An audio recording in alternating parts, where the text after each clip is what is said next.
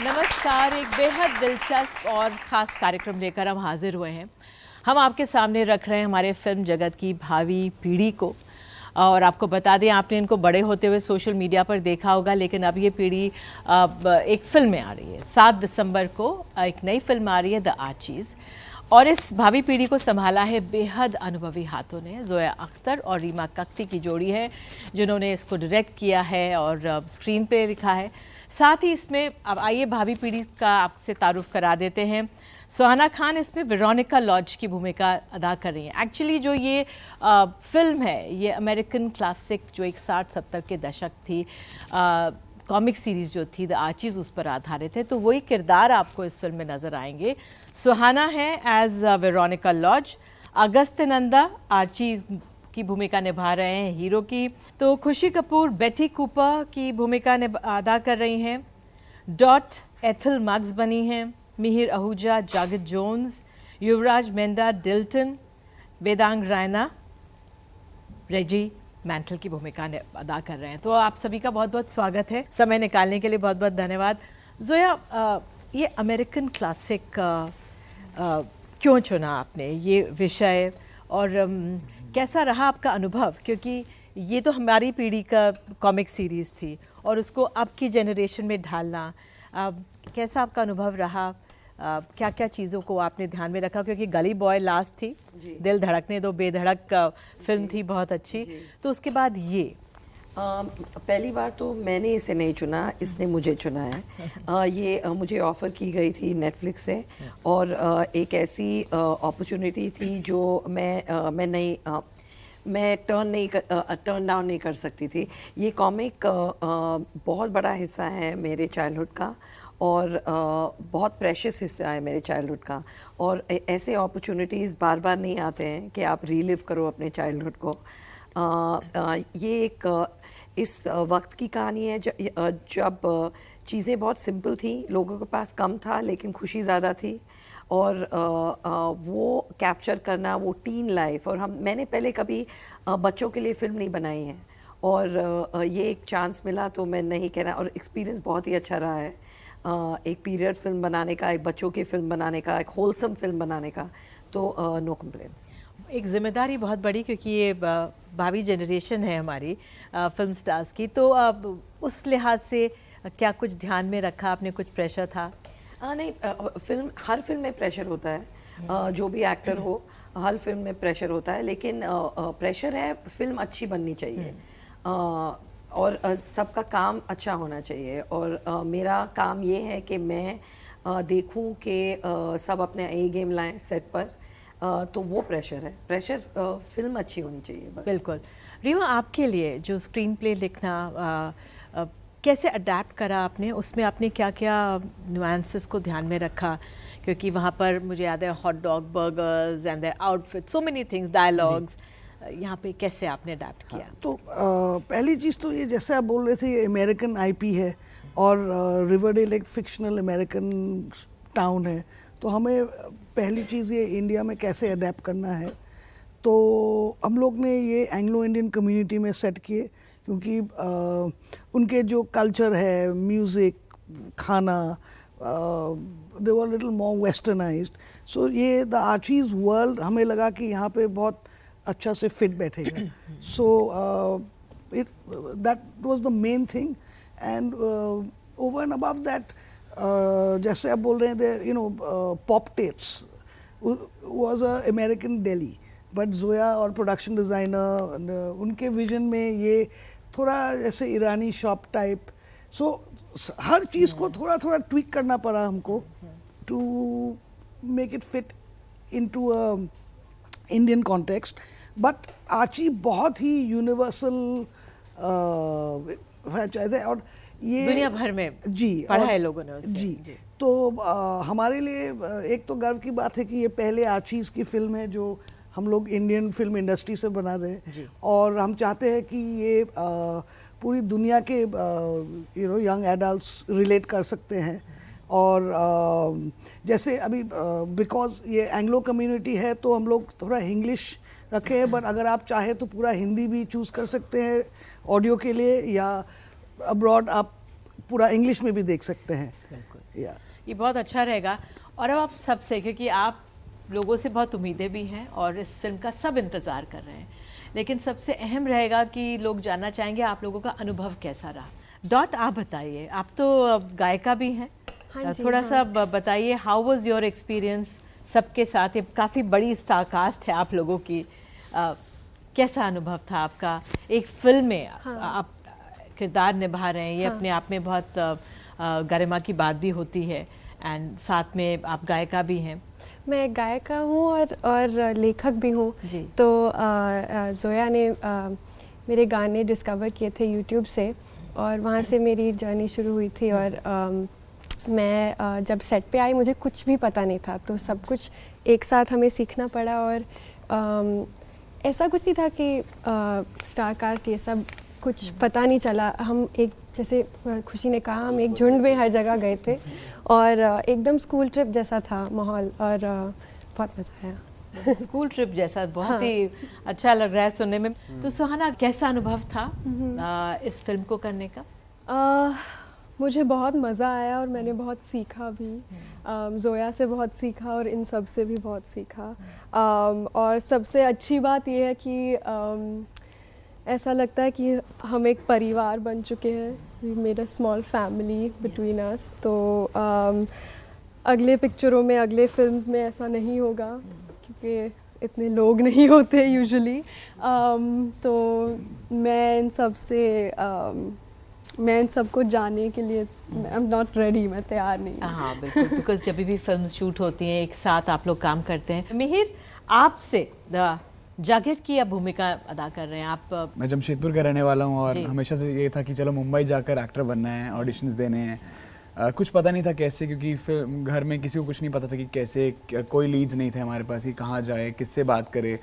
But मैं अपनी Google में सर्च करते रहता था स्टैंडर्ड 9th में 10th में कि how to become an actor. Wikipedia पे वो आते थे, पॉइंटर्स आते थे, तो मैं सब नोट करता था। एंड फिर मैं मुंबई आया 2017 में, और मैं कॉलेज मुंबई में किया because I didn't want to sit idle, क्योंकि बहुत लोग आते सिर्फ एक्टर बनने आते हैं और उनके पास जब काम नहीं होता तो वो खाली बैठे रहते।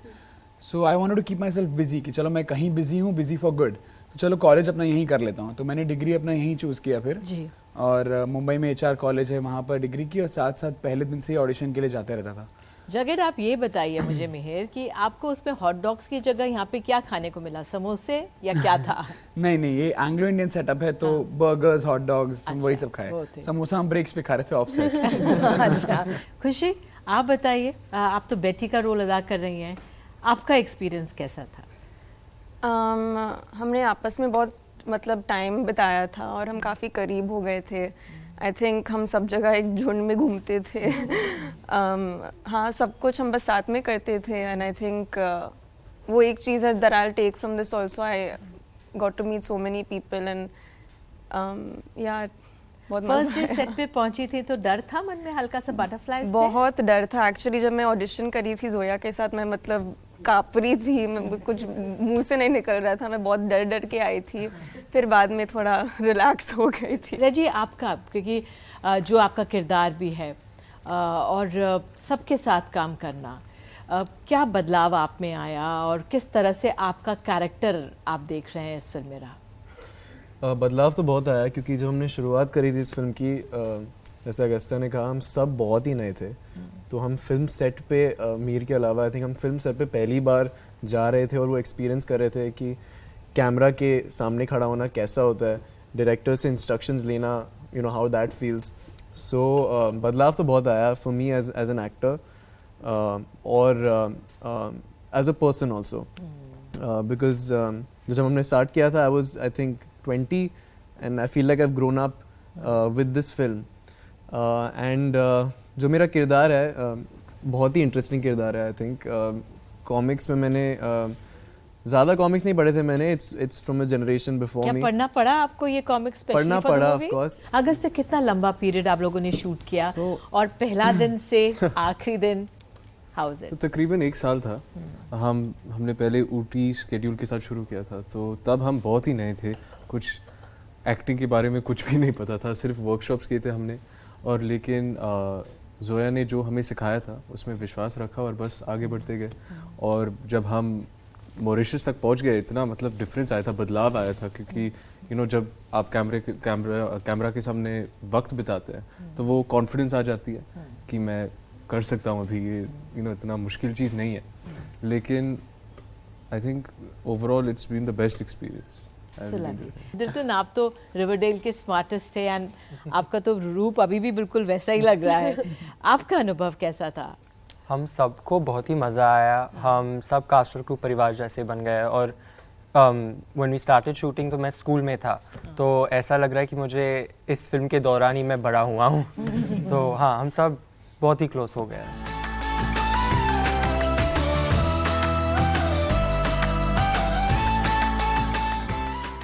पहले आप में से किसी ने पढ़ी थी ये कॉमिक? आइडिया था कि हाँ कॉमिक्स है आर्चीज कॉमिक्स, बट हमें कैरेक्टर नेम्स पता था, सब कुछ वो सब आइडिया था। बट जैसी फिल्म मिली तो हम सब कॉमिक्स पढ़ने लग गए कि चलो कैरेक्टर के बारे में और एट्रीब्यूट्स हमें मिल जाएंगे उसमें से। अगस्त, आपको तो घर में मिल गई होंगी कॉमिक्स? जी एक्चुअली मैं एक किस्सा सुनाना चाहूँगा आपको। जब मैं सेट शूटिंग के लिए जा रहा था ऊटी में, तो मेरे एक रिश्तेदार हैं, उन्होंने मुझे एक कॉमिक भेजी थी, और वो राज कपूर जी के जो the comic he used to read 1950 के आसपास। अच्छा। तब का मतलब कॉमिक उनके पास था, तो उन्होंने मुझे भेजा था आर्चीज वाला। तो उन्होंने बॉबी जब बनाई थी तो वो आर्चीज से काफ़ी कुछ लिया था उन्होंने। तो मेरे लिए वो काफ़ी मेमोरेबल एक्सपीरियंस था।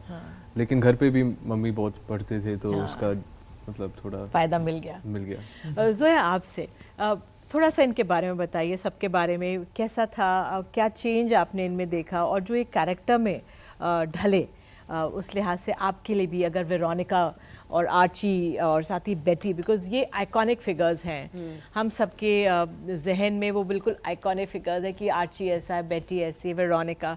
So how was it the journey? जैसे आपने कहा कि ये फिगर्स आइकॉनिक हैं, इसलिए कास्टिंग जब हमने शुरू की तो हमें पता था कि हमें एकदम नए एक्टर्स चाहिए, क्योंकि कोई एक्टर का इमेज होता है, कोई एक एस्टैब्लिश्ड एक्टर की रिलेशनशिप होती है ऑडियंस के साथ, हमें वो नहीं चाहिए था। हमें चाहिए था कि कोई नया आए और आर्ची या बेटी या वेरोनिका के शूज़ फिल करे। तो हमें पता था कि, और वो उनको 17 साल का होना था, तो बहुत यंग एक्टर्स चाहिए थे।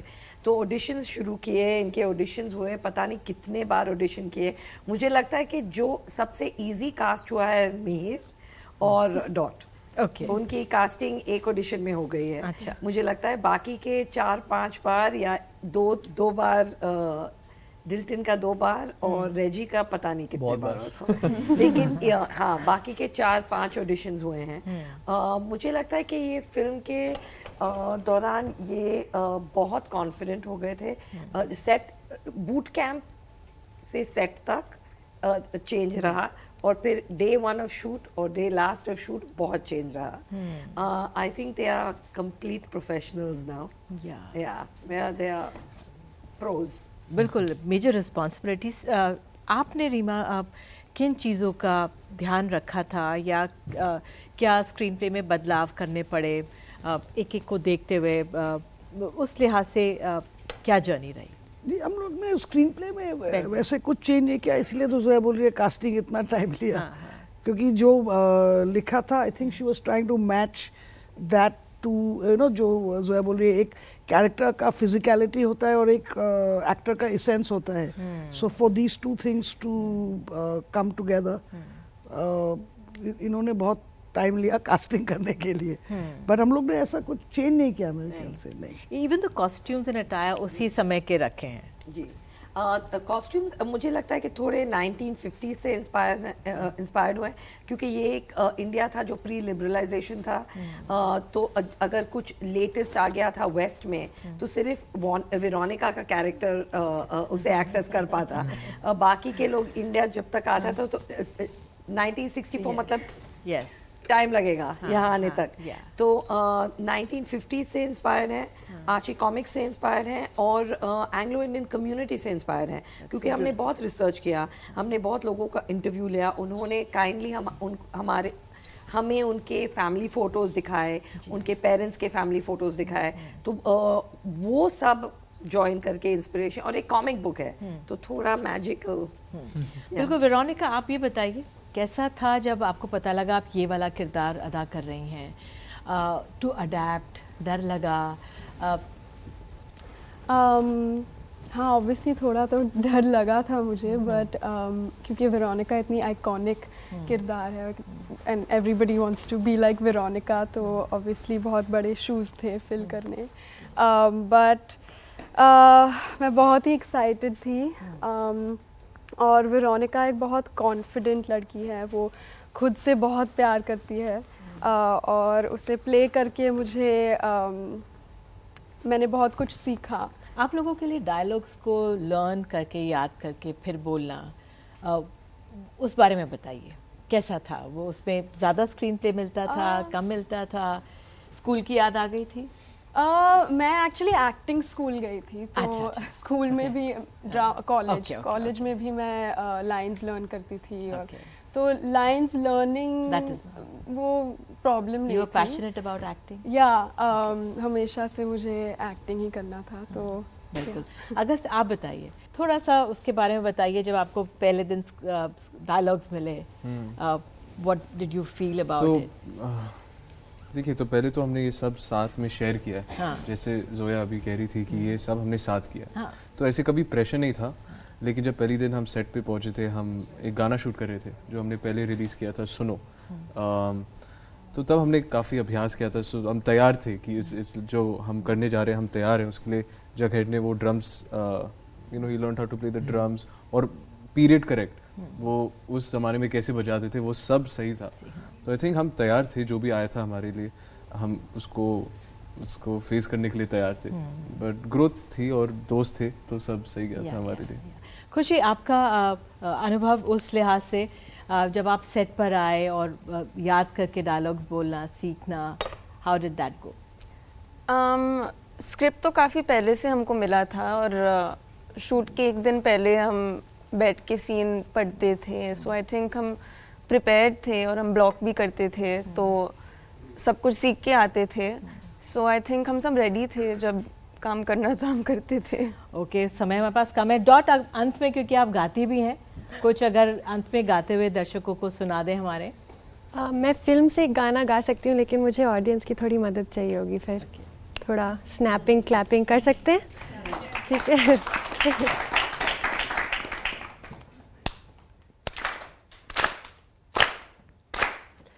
आओ कहानी सुनो, मेरी ज़बानी सुनो, क्यों गुनगुनाती हुई है नौजवानी सुनो। Thank you.